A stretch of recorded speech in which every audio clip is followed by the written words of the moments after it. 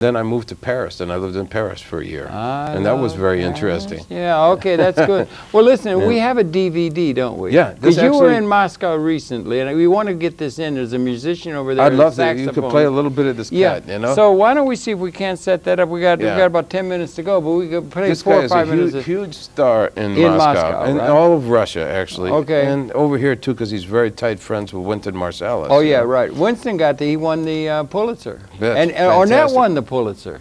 There's the second jazz man ever to win the Pulitzer. Two very excellent spokespeople for the music art. you love. Yeah. Okay, let's run that. That's from a DVD, and so let's run that up. This is with Igor Butman on saxophone, and Edward Zizek on drums, and and myself. We're going to play an old Coltrane ballad for you. And you're playing also, right? Yeah. Okay, good. Well, we'll run that. And we're going to run that for 2 or 3 or 4 or 5 minutes. My one and only love. Okay. Send it out to my girlfriend. Okay, lady, listen, lady, listen, lady, listen. Yeah, okay. Play that now, then, please.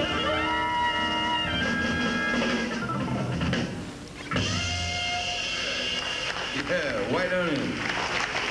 Edward. Yeah. Hey, man, this is a guy. Oh, yeah. Rowan. You know, this is like a dream to be here in Moscow. Still, you know, I fly a lot, but I never went to a beautiful city like this and the friendly people, you know, and I just want to say thank you. Thank you so much for having us. And I don't know how to say too much in Russian, but I want to say, Я люблю вас. Thank you.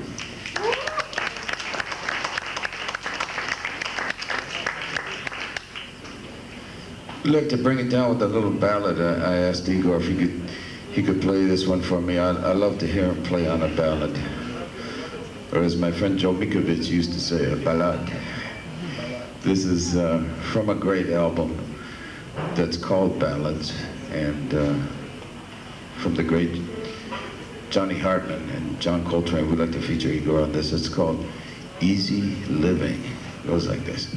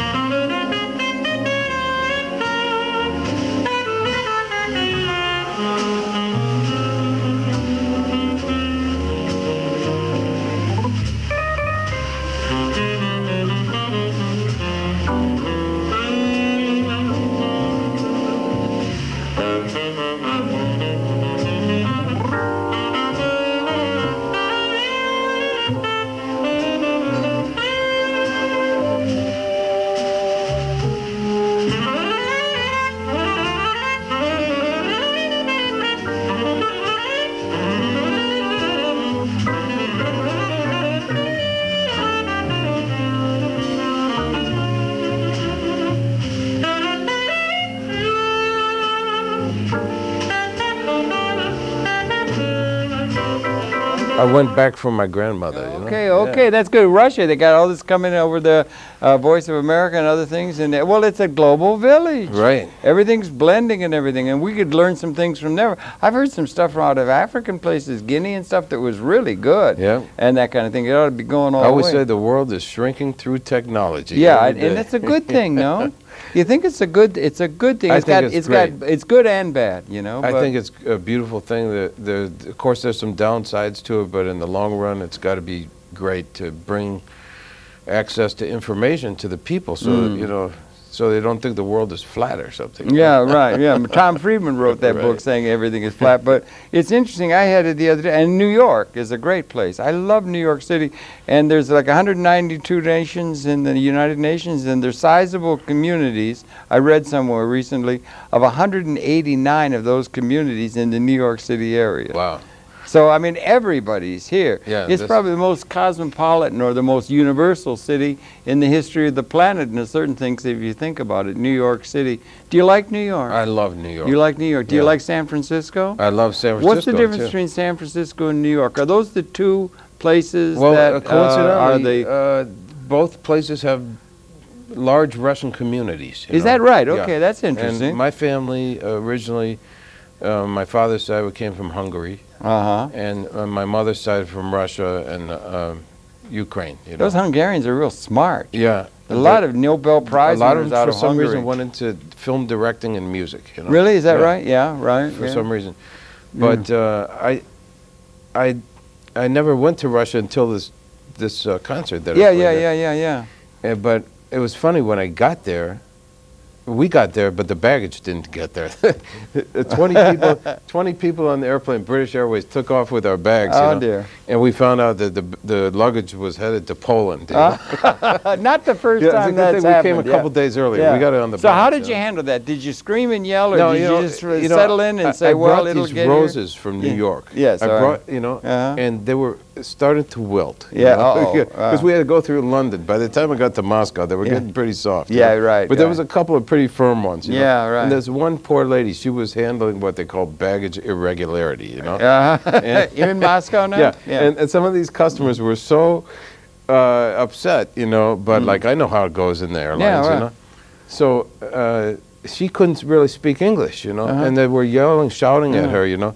And I came over to and I gave her a couple of these roses that survived. Melt. It just melts. You see, it's like music. You know? It's like music. And she told me in this broken English. Right. Yeah, that's beautiful. Your luggage went to Poland.